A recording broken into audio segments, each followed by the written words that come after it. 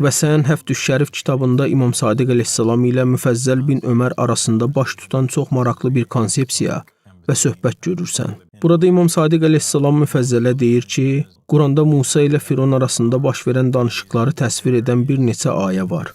Musa Fironla üz-üzə gəlib ona deyir ki, mənim xalqımı azad et. Məsələn, Tövratda bu hadisə yalnız bir dəfədir. Bir dəfə Musa Firona gedir, ona bir neçə şey deyir və bu sadəcə bir hekayə kimi nəql olunur. Amma Quranda eyni hadisə bir çox ayələrdə təkrar olunur.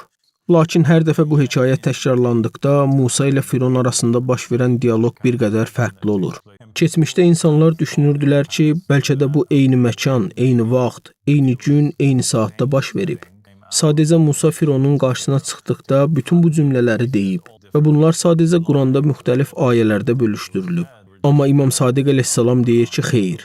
Əslində burada baş verən budur ki, Musa ilə Firon arasında baş verən hər bir danışıq fərqli bir Musa, fərqli bir Firona aiddir. Və bizim Adəmimizdən əvvəl bir Adəm, bir Adəm, bir Adəm, bir Adəm və minlərlə Adəm olub. Və hər bir Adəmin öz İbrahimi, öz Musası, öz İsası və öz Muhammədi sallallahu aleyhi və aleyh olub.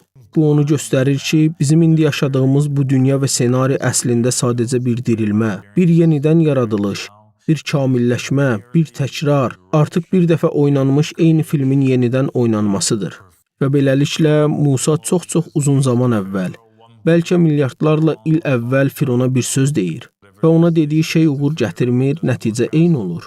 Və Allah bütün bu senarini yenidən yaradır. Amma bizdə azad iradə olduğuna görə söhbətləri biraz dəyişdiririk.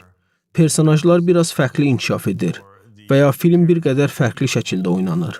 Beləliklə bu eyni hekayədir, amma bir daha yenilənir. Batman filmlərinin və ya Superman filmlərinin və müxtəlif filmlərin yeni versiyaları kimi. Mən də bunu düşünürdüm. Yəni bu çox möhtəşəmdir. Çox möhtəşəm. Bu Quranda olan bu qədər sirli bir məsələyə dair heyrətamiz bir anlayışdır.